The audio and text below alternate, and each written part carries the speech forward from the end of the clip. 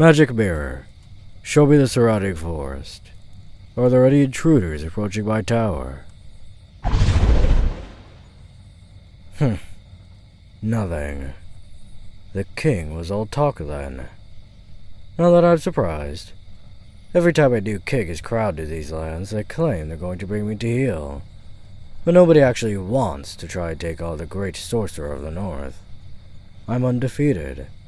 And clearly he's realized he's not any stronger or smarter than the others I've taken down. If only they'd leave me alone.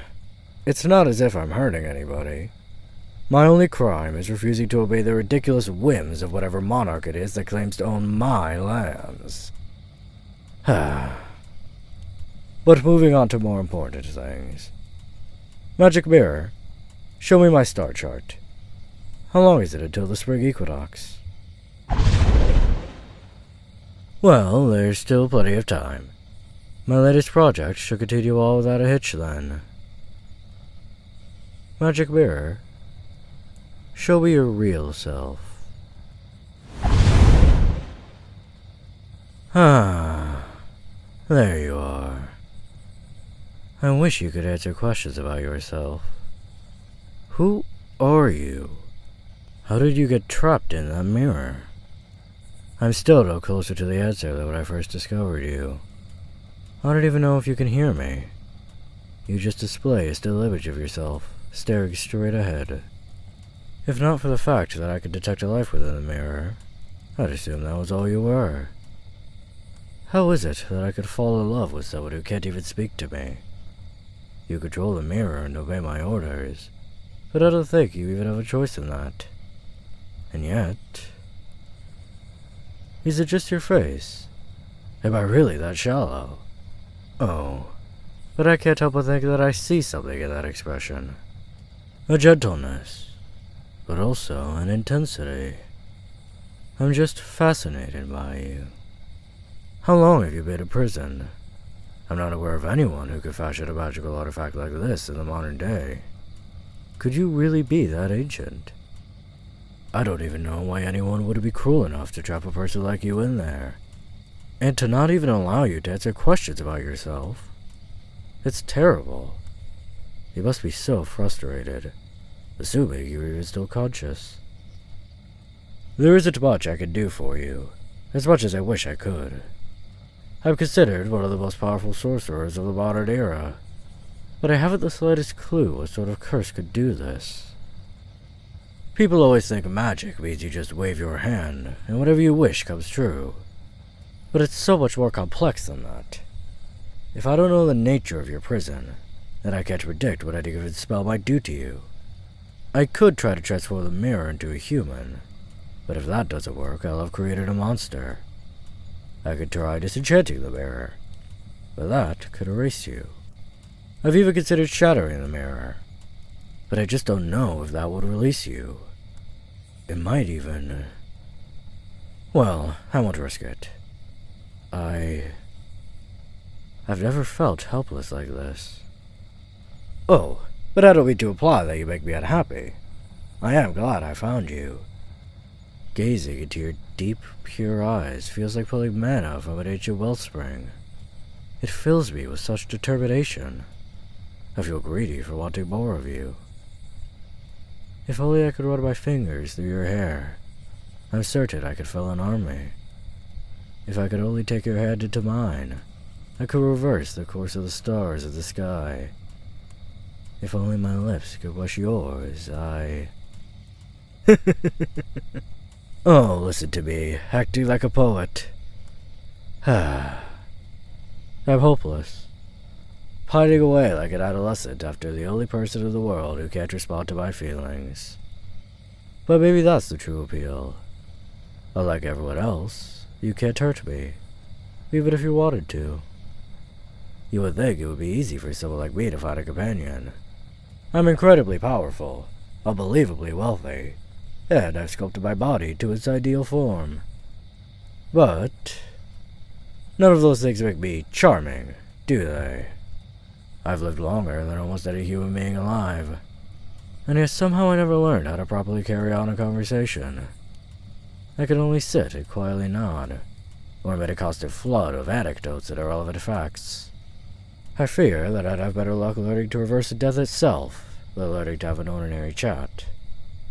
And even if I did learn, I have so little experience with relationships, I wouldn't know where to go from there. It's funny. I've seen spellcasters of incredible vanity and even cruelty be highly desired. I suppose even they know how to say the right thing at the right moment. People will tolerate anything in a partner but awkwardness. But you are probably a perfect lover. I don't know why I'm so sure of that, but I would wager my tower that you would be amazing to whoever was lucky enough to win your heart. I picture you as sweet, thoughtful, and funny. You must be such a delight. I'm certain beyond explanation that you are a good listener, and that you're deeply compassionate, too. When I find a way to free you, you'll make me the happiest person in the world. Oh, but I'm making quite a large assumption, aren't I? This isn't some fairy tale where all it takes to earn a person's undying love is saving them. I'm certain that I love you, but would you love me back? It's a concerning thought. As you are now, I can admire you and talk to you every day. If I free you, will you leave me? I'm not reconsidering freeing you, of course. I will make that happen. I wouldn't be so petty as to keep you to myself if you didn't want me. But I would be so sad to see you go. Best not to think about it. Really, I'm lucky to have you in my life for any length of time, no matter how brief. If you do decide to leave me and go out into the world, well, I'll always be able to carry the memory of these days with me. Sometimes I imagine what my life with you would be like, and I just melt. To start, I had to set aside some of my magic research to have more time to spend with you. We'd wed, naturally, and have a splendid honeymoon in the Alabaster Spires. Each day, I would teach you magic, and whatever it is that you enjoy, you would teach me. I've always loved the idea of a couple learning each other's interests, to know them better than before. I would create enchanted trinkets to give you as gifts, and I'm sure you would do something terribly romantic, like compose a sonnet for me or something. Oh, and at some point I would take my revenge on whoever trapped you in this mirror, of course, assuming they're still alive. Many of the most powerful ancient spellcasters are still alive somewhere in the world, quietly gathering power and biding their time. They're absurdly dangerous, but I don't care. I can't forgive them for what was done to you. With you safe from whatever horrid monster locked you away, we'd be free to live out the rest of our lives together. We'd eat together, laugh together, sleep together, and I would tell you every day how much I love you. Oh, listen to me. Fantasizing about a future with you, and I've never even heard your voice. My darling, I will free you. I feel more determined than ever.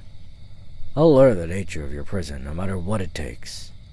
I'm certain that if I just knew how you were placed inside the mirror in the first place, it would be a simple matter to get you out. For me, at least. And once you're free, nothing will keep us from our happily ever after, if that's what you want. Now, I'm afraid I have things to do. I would devote all my time to free you if I could, but there's a meddlesome king I need to address. He has wisely decided not to attack me today, but I must make sure he isn't attempting to gather a larger force to attack me later. It wouldn't do to have my tower assaulted, and have you carried away by greedy soldiers while I was occupied. We will speak again soon, my dear. And when we do, I promise I'll have good news about my research into the mirror. I won't allow us to be separated by that enchanted glass for much longer. Until that sweet day when our lips can meet, I can merely kiss the image of you. Farewell for now, my love.